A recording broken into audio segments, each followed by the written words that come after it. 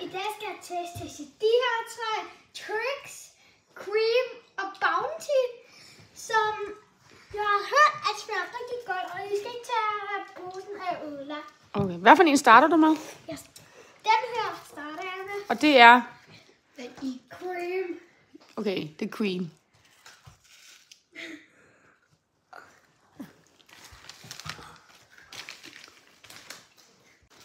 I dag, og nu skal jeg smage den her Bounty.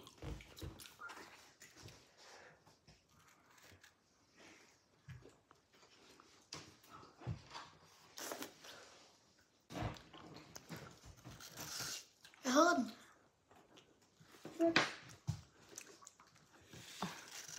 Jeg giver Bounty 5 ud af 10. 5 ud af 10 stjerner.